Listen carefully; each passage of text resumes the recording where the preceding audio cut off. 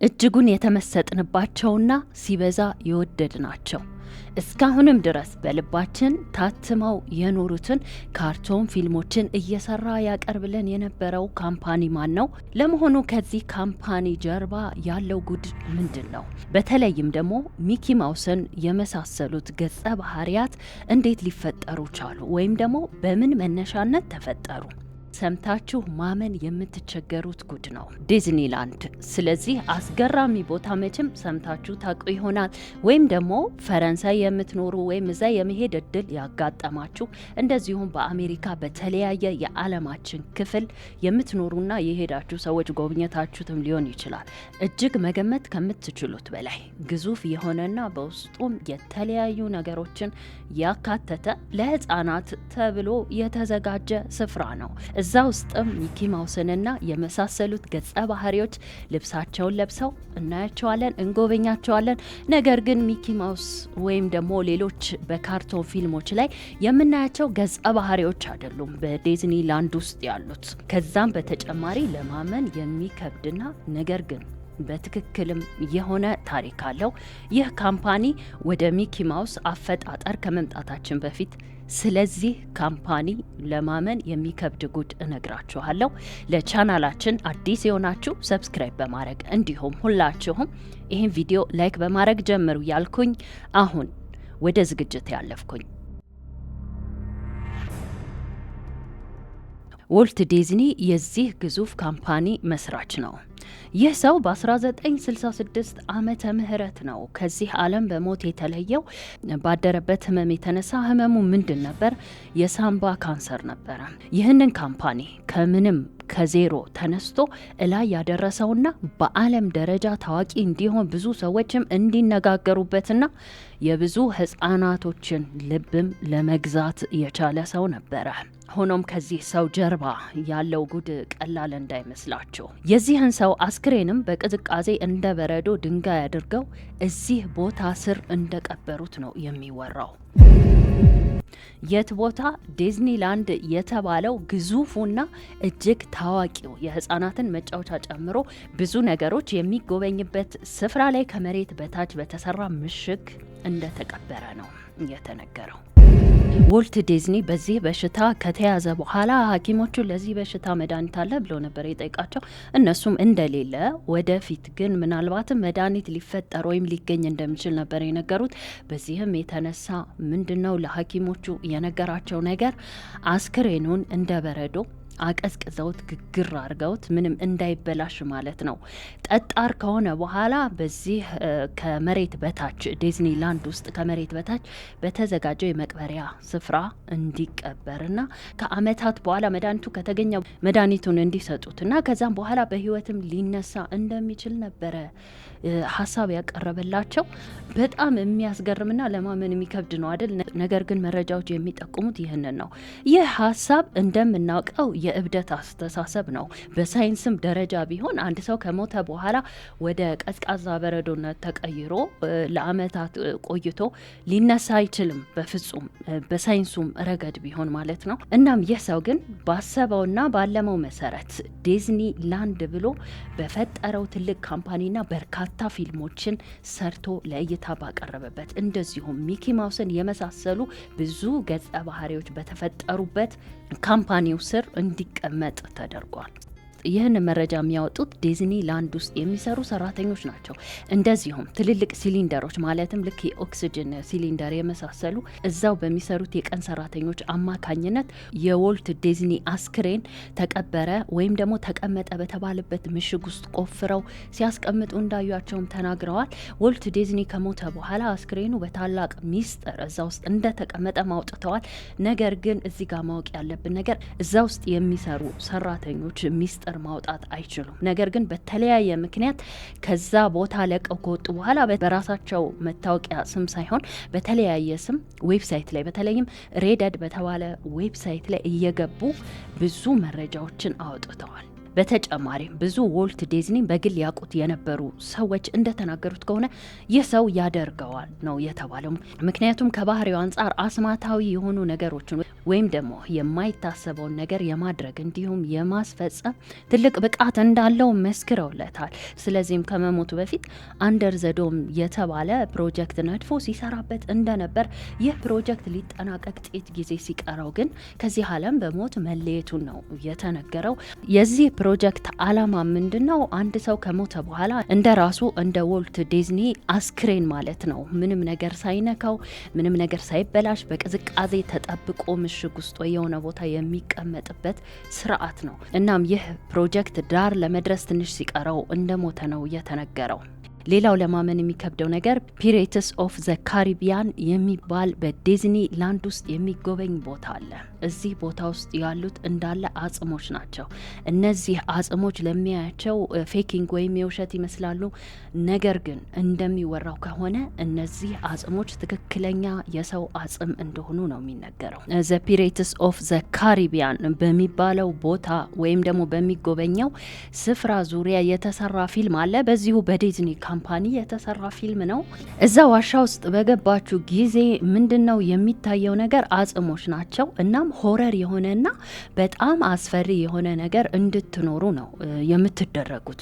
ይህ ቦታ ወይም ዲዝኒ ላንድ ከሚታወቅባቸው ትልቁ ነገሮች አንዱ የሆነ ቦታ ገብታችሁ በምትጎበኙ ጊዜ እዛው ቦታው ላይ ያላችሁ ወይም በህይወት እየኖራችሁ ያላችሁ አይነት ፊሊንግ ነው የሚሰማችሁ። ነገር ግን ዲዝኒ ውስጥ የሚሰሩት ሰራተኞች እንደሚናገሩት ከሆነ እነዚህ አጽሞች ከፕላስቲክ የተሰሩ አጽሞች እንጂ ትክክለኛ አጽሞች አይደለም ነው እያሉ ያሉት።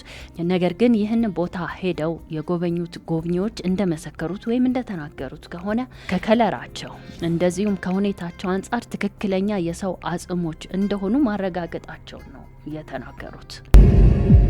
በዲዝኒ ላንድ ውስጥ የሚጎበኘው አስፈሪ ቦታ ምንድነው? የመንፈስ ፓላስ ይባላል። እዛ ቢልዲንግ ውስጥም በምትገቡ ጊዜ ልክ ከዚህ በፊት እንዳልኳችሁ ወይም አስክሬኖቹ እንዳሉበት ዋሻ ሁሉ የሚያስፈራውንና ሆረር የሆነውን ህይወት እንድትኖሩት ነው የሚደረገው። በዚህ ፓላስ ውስጥም ከመብራቶቹ ጋር እንደዚሁም ከምትሰሙት ድምጽ ጋርና ከምትመለከቱት ነገሮች ጋር ተደማምሮ እጅግ አስፈሪ ሁኔታ ነው የሚፈጠረው። በዚህም የተነሳ በ1960ዎቹ ወይም ይሄ ቦታ እንደተመሰረተ ብዙ ሰዎችን ወደዚህ ቦታ አስገብተዋቸው ነበር። ለምንድን ያስገቧቸው? ይህ ቦታ የእውነትም ፍርሃትን እንድትኖሩት ወይም ደግሞ ትክክለኛ ሆረርን ፊል እንድታደርጉት ያደርጋል የሚለውን ነገር ለማወቅ ነበረ። በዚህ ሰዓት ግን ያልተጠበቀ አደጋ ተፈጠረ። አንድ በእድሜ ትልቅ የሆነ ሰው በልብ ድካም እዛው ነበረ ጭጭ ያለው። ከዚህም በኋላ የሚያስፈሩ ነገሮች እንደተቀነሱ ነው የሚነገረው። በነገራችን ላይ እዚህ ቦታ ላይ ብዙ ሰዎች ህጻናትን ጨምሮ ህይወታቸው እንዳለፈም ይነገራል። ከነዚህ ቦታዎች ጋር ተመሳሳይነት ያለውና ሌላው የሚጎበኘው ቢልዲንግ ደግሞ ምንድነው? ይህም የሆረር ቢልዲንግ ነው። እዚህ ውስጥ ደግሞ የሙታን መንፈስ ነው ያለው። የሙታን መንፈስ ስላችሁ እዚህ ቦታ ላይ እንዴት የሙታን መንፈስ ሊፈጠር ቻለ ለሚለው መልስ የተሰጠው ምንድነው? ከአመታት በፊት በዲዝኒ ላንድ ውስጥ ይሰራ የነበረ ተቀጣሪ ድንገት ምንነቱ ባልታወቀ ምክንያት ይሞታል በዚህ ቦታ ላይ። ከዛም በኋላ ግን የዚህ ሰው የሞት መንፈስ እዛው ቦታ ላይ እንደቀረና ከዛም በኋላ ግን የተለያዩ ጎብኚዎች ይህን ቦታ ሊያዩት በሚሄዱ ጊዜ ምንድነው የተመለከቱት ነገር? የዚህ ሰው የሞት መንፈስ እዛ ቦታ ላይ እንዳለ በግልጽ እንደሚታይና ነገር ግን ሰዎችን እንደማይተናኮል የሆኑ ባዕድ በሆኑ ነገሮች ይጫወታል ወይ ነገር ይነካካል ይሄዳል እንጂ ሰዎችን እንደማይተናኮል ነው የተነገረው። ዲዝኒላንድ በህፃናቶችም ይሁን በአዋቂዎች ዘንድ በዓለም ላይ እጅግ ተወዳጅ ከመሆኑ የተነሳ ብዙ ሰዎች በዓለም ላይ የሚገኝ ደስታን የሚፈጥር ቦታ ሲሉ ያሞግሱታል። በጣም የሚገርመው ነገር በዚህ ቦታ ላይ ስህተት አለመገኘቱ ነው። ስህተት አለመገኘቱ ስላችሁ በቃ አስማታዊ ነው የሚመስላችሁ። ለምሳሌ ሚኪ ማውስ ከተመደበለት ቦታ ውጪ ሲዘዋወር አይገኝም።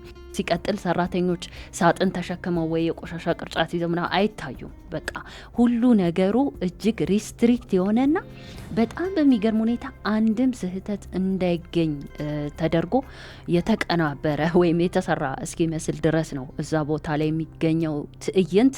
ነገር ግን እንዲህም ሆኖ ከዚህ ቀደም እዛ ቦታ ላይ የሚሰሩ ሰራተኞች እንደነገርኳችሁ ማንነታቸውን ሳይገልጹ ባወጡት መረጃ መሰረት እዚህ ቦታ ላይ እየተዘዋወራችሁ በምትጎበኙ ጊዜ ሴኪሪቲዎች ወይም ደግሞ ጠባቂዎች የአንዱን ካራክተር ልብስ ወይም ደግሞ ሚኪ ማውስን ሳይሆን ሌላ ብዙ አሉ አይደል እንደ ሚኪ ማውስ አይነት እሱን ልብስ ለብሶ እንደሚከተላችሁ ነው የሚነገረው። በሄዳችሁበት ቦታ ሁሉ እናንተ ምንም ሳይሰማችሁ ወይም ደግሞ ማንም ሰው እንደሚከተላችሁ ፊል ሳታረጉ፣ ነገር ግን ይህ ዘበኛ አንድ ገጸ ባህሪ መስሎ እንደሚከታተላችሁና የምትሰሩት ነገር ሁሉ እንደሚታይ መረጃ ያወጡም ሰራተኞች አሉ።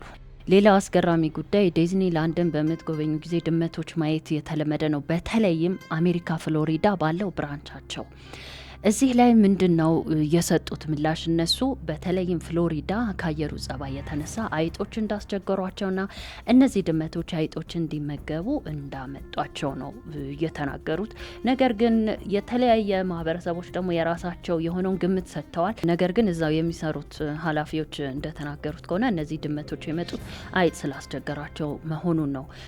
እናም ራሳቸው ሰራተኞቹ ናቸው እነዚህን ድመቶች በየቦታው የሚያሰራጯቸው ወይም ቁጭ ቁጭ የሚያደርጓቸው። ሌላው በዲዝኒላንድ ውስጥ የሚጎበኘው ለዘመናት ተዘግቶ የቆየው አይስላንድ ወይም ደሴት ነው። ዘ ዲስከቨሪ አይስላንድ በመባልም ይታወቃል። ይህ ቦታ በሚጎበኝበት ጊዜ የተለያዩ እንስሳቶች እንደዚሁ ባህር በቃ ትልቅ ደሴት ነበረ። አንድ የ12 ዓመት ልጅ ሞቷል። እሱም በውሃ ውስጥ ገብቶ ለመዋኘት ሲል ውሃ ውስጥ ደግሞ ብዙ አዞዎች ነበረ። በዛም የተነሳ አደጋ ደርሶበት ሊሞት ችሏል። ነገር ግን ዲዝኒላንዶች እንደተናገሩት ከሆነ ወደዚህ ቦታ መቅረብም ይሁን መዋኘት የተከለከለ መሆኑን መጻፋቸውን፣ ሆኖም ሰዎቹ ሳያዩት መግባታቸውን ነው የተናገሩት። ከዛን ጊዜ ጀምሮ እስካሁን ድረስ ለአመታት ተዘግቶ ይገኛል። ይህ ቦታ ተዘጋ ከተባለ ከ10 ዓመታት በኋላ አንድ ጋዜጠኛ ወደዚህ ቦታ ገብቶ እንደነበርና ነገር ግን ሁሉ ነገር ሳይ ለአመታት ተዘግቶ የቆየ እንደማይመስል ሁሉ ነገር እየሰራ እንደሆነ የሚያስታውቅ መሆኑን ነው የተናገረው። በጣም ያስገርማል። እናም የተለያዩ አስፈሪ ድምጾችንም እንደሰማ መስክሯል። ሌላው ለማመን የሚከብደው ጉድ ዲዝኒ እየሰራ የሚያቀርብልንና በጣም የምንወዳቸው ታዋቂ ካርቶን ፊልሞች አሉ። ቅድም እንደነገርኳችሁ ብዙሃኑን ካርቶን ፊልም ከተጀመረ ጀምሮ የዲዝኒ ሚና ቀላል አልነበረም። ብዙ ካርቶን ፊልሞችና ታዋቂ የሆኑ ከሰው ልብ ሊጠፉ የማይችሉ ፊልሞችን ነው ያበረከቱልን። ነገር ግን ከቅርብ ዓመታት ወዲህ በሰፊው እየተሰራጨ የሚገኘው መረጃ ብቻ ሳይሆን በእውነትም እያየ ነው ያለነው ነገር በሚያቀርቡልን ካርቶን ፊልሞች ላይ የሚያሳዩት ሳይኖች ወይም ምልክቶች ናቸው። እነዚህ ምልክቶችም በግልጽ የሚታዩና የሌላኛውን ዓለም የሚያንጸባርቁ ምልክቶች ናቸው። እዚህ ፎቶ ላይ እንደምታዩት ብዙ ፊልሞቻቸው ላይ እንደዚህ አይነት ምልክቶችን ማሳየት ከጀመሩ ሰነባብተዋል። ሲቀጥል ደግሞ እዚህ ውስጥ ይሰሩ የነበሩ ሰራተኞች ኢቨን የሚኪ ማውስን ገጸ ባህሪ ወይም የሌሎቹን ወይም ደግሞ በግዙፉ የዲዝኒላንድ ማዕከላት ውስጥ በየዓለማት ውስጥ ሄዱ የምታገኟቸው ሰዎች በጣም ብዙ ችግር እንዳለባቸው ነው። አንደኛ ከሚለብሱት የገጸ ባህሪ ልብስ አንጻር ክብደት መጨመር እንደሌለባቸው፣ እንደዚሁም ወደ ፊት ለፊት ማየት እንዳለባቸው ታውቃላችሁ። ይህ ነገር በጣም ዲፊካልት የሆነ ወይም ከባድ የሆነ ነገር ነው እና ብዙ ነገሮቹ እንደሚያማርሯቸው ነው የሚናገሩት። ለዚህም ደግሞ የሚፈርሙ ስምምነት አለ ይህንን ነገር ተግባራዊ ለማድረግ። ሲቀጥል ደግሞ እንደተነገረው ከሆነ ይህ ካምፓኒ ድንገት ከመሬት ተነስቶ በቃ ልቀቅ የሚል አይነት ካምፓኒ ነው። ያለምንም ምክንያት እስከ ዛሬ እኮ አብሬያችሁ ሰርቼ ነበረ ምን አጠፋው ሲባል ራሱ በቃ ምክንያቱ አያስፈልግም መውጣት አለብህ ብለው ሰራተኞችን ራሱ ዝም ብለው እንደሚያባርሩ ነው። እንደዚህም ሆነው ሰርተው ሚስጥራቸውን ጠብቀው ፕላስ በዚህ ልብስ ተጨናንቀው ኪሏቸውን ጠብቀው ብዙ አይነት ፈተና ነው የሚገጥማቸው እዚህ ውስጥ ሲሰሩና ያ ሁሉ ሆነው ግን በመጨረሻ ሊባረሩ የሚችሉባቸው ብዙ አጋጣሚዎች እንዳሉ ነው የተናገሩት። ዲዝኒላንድ ውስጥ ተቀጥረው ይሰሩ የነበሩ ሰራተኞች ያወጡት ትልቁ ሚስጥር ምንድነው? በዲዝኒላንድ ውስጥ 33 ቁጥር የሚባል ክፍል ነበረ። እዚህ ክፍል ውስጥ ማንም ገብቶ እንደማያውቅ ነው። ከሞተው የዚህ ድርጅት መስራች ዎልት ዲዝኒ በስተቀር ማንም ሰው ዝር እንደማይልና ክልክል እንደሆነ እናም ጥርጣሬያቸውን ሲገልጹ ምናልባትም እዚህ ውስጥ የሚያካሂደው አምልኮ ወይም ደግሞ ከሌላው ዓለም ጋር የሚገናኝበት ሲስተም ይኖረው ይሆናል ብለው ነው አስተያየታቸውን የሰጡት። ከዛም በኋላ ከአመታት በኋላ ግን ዎልት ዲዝኒ ከሞተ በኋላ ይህ ክፍል ክፍት እንደሆነና ኖርማል እንደሆነ ከዛም በኋላ ለጎብኚዎችም በገንዘብ እንዲጎበኙት ክፍት እንደሆነ ነው የተነገረው። ሚኪ ማውስ ወይም ደግሞ ዲዝኒላንድ ውስጥ የተሰሩ ሌላ ፊልሞች ወይም ገጸ ባህሪያት እንዴት ተፈጠሩ ወደሚለው ወደ ዋናው ጉዳይ ከመምጣታችን በፊት አንድ የመጨረሻውንና አስገራሚውን ጉድ ልንገራችሁ። በዚህ በዲዝኒላንድ ውስጥ ፓሪስ ሊሆን ይችላል ወይ አሜሪካ፣ በተለያየ የዓለማችን ክፍል ሄዳችሁ በምትጎበኙ ጊዜ በተለያየ የሚጎበኙ ቦታዎች ላይ የተለያየ የሽቶ መዓዛ ወይም ሽታ እንዳለ ነው የሚነገረው። ይህም ደግሞ ዲዝኒላንድ ሰዎችን ለመሳብ የሚጠቀምበት ዘዴ ወይም ደግሞ የሚጠቀምበት ስርዓት እንደሆነ ነው የሚነገረው። ምክንያቱም ከአንዱ ቦታ አንዱ ቦታ ሽታው ይለያል። እዛው የገባችሁበት የዲዝኒላንድ ብራንች ላይ ሆናችሁ ነገር ግን እነ ሚኪ ማውስን ጎብኝታችሁ ሌላ ቦታ ስትሄዱ ደግሞ የምታሸቱት ሽታ ወይም መዓዛ ይለያል።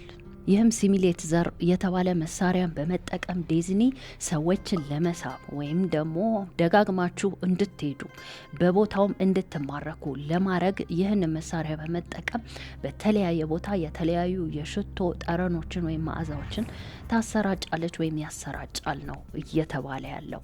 አሁን ደግሞ ወደ ዋናው ጉዳይ ስንመጣ ሚኪ ማውስና ሌሎችም ተወዳጅ ካርቶን ፊልሞች ወይም ገጸ ባህሪያት እንዴት ተፈጠሩ የሚለውን ነው። እስካሁን ድረስ ስለዚህ ግዙፍ ካምፓኒ መስራች ዎልት ዲዝኒ ብዙ ነገር ተናግረናል። አሁን ደግሞ አመጣጡንና እነዚህን ገጸ ባህሪያት ከየት አመጣቸው የሚለውን እኔ ይህ ድርጅት ከመፈጠሩ በፊት ዎልት ዲዝኒና ታላቅ ወንድሙ ሮይ በአንድ በቺካጎ በምትገኝ እጅግ ቀላል በሆነች መንደር ይኖሩ ነበረ። ቤታቸውም እንደ ማንኛውም ሰው መኖሪያ ነው። ሆኖም እነዚህ ወንድማማቾችና ቤተሰቦች በሚኖሩበት መኖሪያ ቤት ግን ከነሱ በፊት የተፈጠረ ትልቅ ታሪክ ነበር፣ አስደንጋጭ ታሪክ። ይህም ምንድነው? ከነሱ በፊት የነበረው ሽማግሌ እዚህ ቤት ውስጥ ራሱን አጥፍቷል። በምን ምክንያት ነው ማለታችሁ አይቀርም። አሁን ባለቤቱ ወይም ሚስቱ ልጇ ከሞተ በኋላ ባሏን ከቤት አትወጣም ብላ በማገቷ ምክንያት በዛ ተማሮ ሕይወቱን እንዳጠፋ ነው የተዘገበው። ኦኬ፣ ይህ ሰው ራሱን አጠፋ። ይህ ታዲያ ለኛ ምን ይጠቅመናል ማለታቸው አይቀርም። ትክክል ነው። ሆኖም አስደንጋጩ ክስተት የተፈጠረው ከዚህ በኋላ ነበረ። ከዚህም በኋላ እነዚህ ሰዎች ወይም ሮይና ዋልት ዲዝኒ ቤተሰቡ ጠቅላላ እዚህ ቤት ውስጥ ገብቶ መኖር ጀመረ። ከዚህ በኋላ ሁልጊዜ ከሌሊቱ 6 ሰዓት በኋላ ከመጋዘን ውስጥ ያልታወቀ ድምጽ ይሰሙ ነበር። ከዛም ከእለታት አንድ ቀን የዎልት ዲዝኒ ታላቅ ወንድም የሆነው ሮይ ወደዚህ ስቶር ገብቶ ምን እንደሆነ ይህ ድምጽ ለማየት ይፈልጋል። ወደ ስቶሩም ያመራል። ሮይ ወደዚህ ስቶር በሚያመራ ጊዜ ሻማ ይዞ ነበር ሄደው፣ ምክንያቱም ጨለማ ነበር ስቶሩ። ሻማውን ይዞ ስቶር ውስጥ ገብቶ ያየው ነገር ምን እንደሆነ ምንም የታወቀ ነገር የለም። ሆኖም ይህ ሰው ከዚህ ስቶር በወጣ ወይም በተመለሰ ጊዜ ሌላ ሰው ሆኖ ነበር የተመለሰው። ፊቱ በጣም ገርጥቶና የድንጋጤ ሳይሆን የመድረቅ ሁኔታ ነበረ እላዩ ላይ የሚታየው። በዚህን ጊዜ እናት ትደነግጣለች። ልጇ ምን እንደሆነም ደጋግማ ሮይን ትጠይቀዋለች። ነገር ግን አንድ ቃልም መተንፈስ አልቻለም ነበር። ሮይ ሊናገር የቻለው ወይም ካፉ ሊያወጣ የቻለው አንድ ቃል ቢኖር ገመድ የሚል ነበር። ከዛ ውጭ ግን ምንም ሊናገር የሚሆን ሊያስረዳ አልቻለም ነበር። ሰውነቱም በዛ ሁኔታ እንደ ቀዘቀዘና ድርቅ እንዳለ ነበር የቀረው። ሮይ ለመጨረሻ ጊዜ ከተናገረውና ገመድ ከሚለው ቃል በኋላ ምንም የተነፈሰው ነገር የለም። ለቀናትም በዚህ ሁኔታ ቀጠለ። በዝምታው መቀጠሉ ብቻ አይደለም የሚያስገርመው፣ ሁልጊዜ ማታ ማታ እንደሚጥል በሽታ አይነት ሁኔታ ተከሰተበት። ከዛ ውጭም በፍርሃትና በጣም በከፍተኛ ድንጋጤ ውስጥ ነበረ ይህ ልጅ የነበረው። እናትም በጣም ስለደነገጠች አንድ ዶክተር ጋር ብቻ ሳይሆን የተለያዩ ዶክተሮች ጋር አቅርባ ለልጇ መፍትሄ እንዲሰጡላት ወይም እንዲያድኑላት ተማጽና ነበር። ነገር ግን ዶክተሮቹ ምንም ሊያደርጉት አልቻሉም። ከዚህ በኋላ ሮይ ሊያደርገው የሞከረው ድርጊት ግን እጅግ ለማመን የሚከብድ ነበር። ምንድን ያደረገው? ታናሽ ወንድሙን ዎልት ዲዝኒን አምጥቶ በገመድ ሊያንጠለጥለው። በዚህን ጊዜ እናት ደርሳ ልጇን ወይም ዎልት ዲዝኒን ከሞት ታድነዋለች። ከዚህ በኋላ እናት ያደረገችው ነገር ትልቁ ልጇን ወይም ሮይን በአንድ ክፍል ውስጥ አስገብታ ነበር የቆለፈችበት። በቃ ልክ እንደ እስር ቤት። ግን ስትቆልፍበት ደግሞ እንዳይደብረው በማሰብ ወረቀቶችና እስክርቢቶ፣ እርሳስ፣ ከለር ምናምን ነበር የሰጠችው። ምክንያቱም እዛ ላይ የጻፈ የሙነጫጨረ የፈለገውን ነገር እያደረገ እንዲደበር ነበረ።